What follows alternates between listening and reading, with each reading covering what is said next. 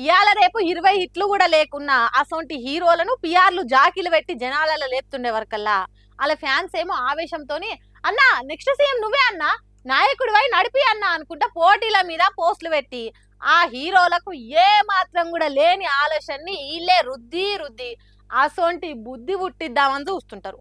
మరి తాత సీఎంగా చేసిన బ్యాక్గ్రౌండ్ ఉన్న తారకు ఉత్త ఊకుంటాడా? పాలిటిక్స్ లో దిగి సీదా సీఎం అయ్యే ఆలోచనలుండా అని నొస్తున్న ముచ్చట్లేదో ఈ వార్త మరి చూసేది.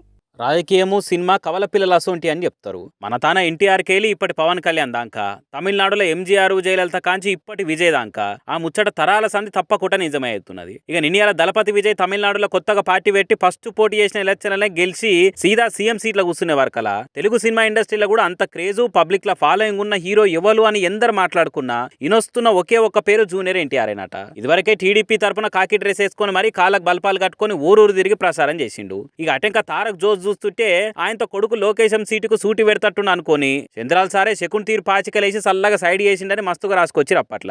దాంతో జూనియర్ ఎన్టీఆర్ ఫ్యాన్స్ అంతా ఓ సైడు, నారా నందమూరి ఫాలోవర్లంతా ఓ సైడ్ అన్నట్టే మారిపోయింది. అటెంక నాయన నందమూరి హరికృష్ణ జీవిడిచినాక తారక్ పురాగా ఒంటరైపోయిండు. 2 ఏళ్ల కింద రామారావు వర్ధంతప్పుడు ఎన్టీఆర్ ఘాటు ముంగట ఈ జూనియర్ ఎన్టీఆర్ ఫోటోలతోనే తారక్ ఫ్యాన్స్ ఫ్లెక్సీలు పెట్టే వరకలా బాలే చూసి బాగా గరమై పీక్ పారే రెమ్మటే అని అనుకుంటే సీరియస్ అయిండు. దాంతో నందమూరి ఫ్యామిలీకి తారక్ పురాగా వర్తలేదన్న వార్తలకు ఇంకింత బలం వచ్చినట్టు అయింది. మీదికెళ్ళి ఏపీ ఎలక్షన్లకు ముందు చంద్రబాబు జైల్లో పడ్డప్పుడు అందరివే కలిసి వచ్చిరు గానీ తారక్ మాత్రం ఒక్కసారి కూడా పోయి చూసాలే. ఆ ముచ్చట మీద ముంగట్టుకొచ్చి మాట్లాడలే. మరి తాతకు దగ్గ మన్మన్ని పార్టీ కోసం పనిచేసినా అని చెప్పుకుంటా ఇటువంటి కష్ట సమయంలో కాన్ రాకుంటే ఏడికి పోయిండు అని పసుపు పార్టీ తెలుగు తమ్ముల బాగు ఫ్యాన్స్ తెగ ఆవేశంతో నూగిపోయారు. ఎవరు ఎన్నన్నా ఫ్యామిలీలో పగబట్టినట్టు ఎంత ఓపెన్ గా కామెంట్లు చేసినా ఎన్టీఆర్ మాత్రం ఎన్నడి ఏమనలే. కానీ ఇంకో దిక్కు మ్యాన్ ఆఫ్ ది మాసెస్ గా ఎన్టీఆర్ కున్న మాస్ ఫాలోయింగ్, పాలిటిక్స్ లో కూడా సపరేట్ కాంటాక్ట్లు, మాట్లాడే టాలెంట్ అన్ని కూడా ఎన్టీఆర్ ను ఏనాటికైనా రాజకీయంగా టాప్ ప్లేస్ లో పెడతాయి అనేది ఎప్పటికీ వస్తూనే ఉన్నది. సాప కింద నీరు లెక్క లోపల ఆ కథ నడుస్తూనే ఉన్నది. ఇవాళ తారక్ బర్త్డే అయ్యే వరకల 7 వచ్చిన ఫ్యాన్స్